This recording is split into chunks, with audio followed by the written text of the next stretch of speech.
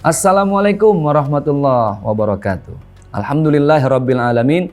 Assalatu wassalamu ala asyrafil anbiya'i wal mursalin wa ala alihi wa ashabihi ajmain, amma ba'd. Sobat milenial IDN Times yang dimuliakan oleh Allah Subhanahu wa taala. Waduh, kembali lagi bersama saya Zaki Mirza. Tentunya masih di program Sore-sore Berkah. Berkah terus, Masya Allah. Ustadz, saya mau nanya nih, saya puasa tapi saya nggak sholat. Puasa saya gimana? Oke, guys, gini. Puasa itu hukumnya wajib, sholat juga wajib. Tapi lihat, ketika Allah memerintahkan puasa, Allah perintahkan melalui malaikat Jibril. Setelah dari malaikat Jibril menyampaikan kepada baginda Rasulullah Sallallahu Alaihi Wasallam. Tapi ada satu perintah yang ketika Allah berikan perintah itu tidak melalui malaikat Jibril, tapi langsung kepada kekasihnya Nabi Muhammad Sallallahu Alaihi Wasallam. Tidak ada mediator. Perintahnya apa? Perintah kewajiban sholat 5 waktu. Saking pentingnya sholat ini sampai Allah tidak melalui malaikat Jibril memberikan perintahnya, tapi langsung kepada Muhammad Sallallahu Alaihi Wasallam. Berarti kalau dilihat dari status perintahnya saja, wah, sholat ini sesuatu yang sangat penting banget. Itu yang pertama, guys. Yang kedua, dalam urusan berpuasa, ketika kita tidak berpuasa, maka bisa diganti dengan yang namanya fidyah, memberi makan kepada satu orang fakir miskin atau kaum du'afa. Masih ada alternatif, tidak diganti dengan puasanya. Ada aki-aki atau kakek-kakek tidak berpuasa. Bagaimana dia mau mengganti puasa? Padahal fisiknya sudah renta, sudah tua. Maka dia mengganti kewajiban tidak puasanya itu dengan membayar fidyah. Oke. Tapi sholat tidak bisa diganti dengan apapun. Tidak ada fidyah untuk mengganti sholat. Tidak ada kita menyantuni anak yatim dan pahalanya untuk mengganti sholat. Tidak ada. Kenapa? Karena sholat dia berdiri sendiri. As-sholatu imaduddin. Sholat itu tiangnya agama. Yang namanya bangunan, kalau tiangnya kokoh, semua bangunannya pun ikut kokoh. Tapi kalau tiangnya lemah, tiangnya roboh, wah, semuanya ikut ambiar, teman-teman.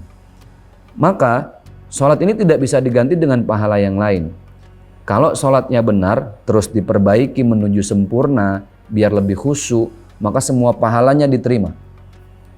Tapi bayangkan, guys, ketika sholatnya tidak kita perbaiki, maka bisa jadi semua pahala lainnya tidak menjadi pahala, menguap, terbang begitu saja. Subhanallah. Jadi maksud saya, jelas yang lebih penting itu adalah di antara kewajiban puasa dan sholat, ya sholat. Maka, ini kan relate nih. Kalau puasa bulan Ramadan kita tidak sholat, maka ini akan mengurangi keutamaan puasa. Itu satu, mengurangi keutamaan puasa. Yang kedua, ini tetap dosa. Maka sholat harus diganti. Maka ada istilah mengqadha sholat, mengganti sholat. Misalnya gini, saya hari ini tidak sholat asar. Kenapa? Males, Pak Ustadz. Maka besok sholat asarnya harus 2 kali. Sholat asar yang besok dengan sholat hari ini yang ditinggalkan. Niatnya sama, Ustadz, beda. Ketika kita sholat asar besok nih, karena asar hari ini ditinggal, sholli fardol ashri arba'a raka'atin mustaqbil kiblati adaan lillahi ta'ala. Adaan itu artinya halan. Halan artinya sekarang. Berarti niat sholat asar yang sekarang. Tapi kalau mengqadha sholat, usolli fardol ashri arba'a raka'atin mustaqbil kiblati qadaan, artinya mengqadha, mengganti yang kemarin sholat kita tinggal. Bayangkan, Pak Ustadz, saya tidak sholat 7 minggu, Pak Ustadz, 7 hari. Bagaimana caranya kalau saya tidak sholat 7 hari, 7 minggu, 7 bulan? Ya harus dihitung dan harus diganti. Setiap habis sholat asar, harus sholat asar lagi. Terus seperti itu. Pak Ustadz, saya 7 tahun Pak Ustadz nggak sholat. Nah maka habis kita sholat asar hari ini, halan, kemudian diganti dengan sholat asar yang tidak kita lakukan, dan dibarengi lagi dengan sedekah.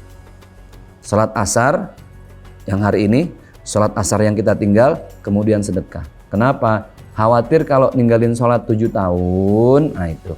Padahal kita udah maksimal gantinya, belum sampai 7 tahun kita udah meninggal.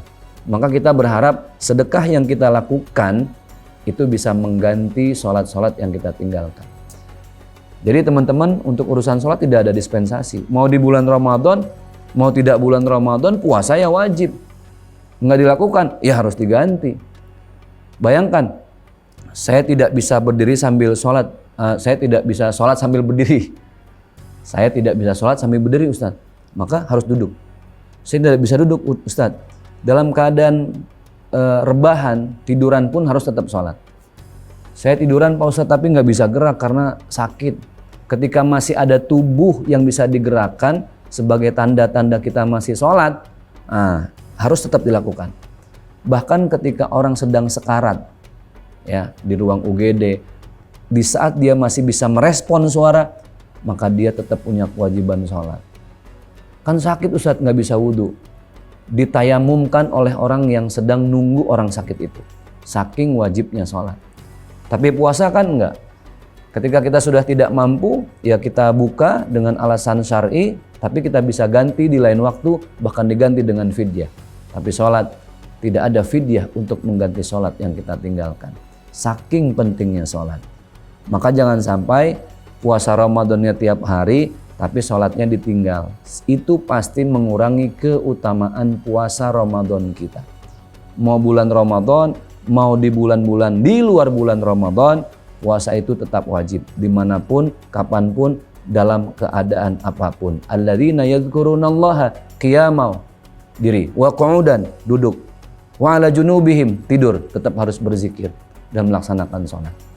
Mudah-mudahan bermanfaat. Sahabat-sahabat semuanya, Sobat Milenial IDN Times, ketemu lagi di lain kesempatan bersama saya Zak Mirza, tentunya tetap di program yang sama, yaitu Sore-Sore Berkah, berkah terus, Masya Allah. Billahi taufiq wal hidayah. Assalamualaikum warahmatullahi wabarakatuh.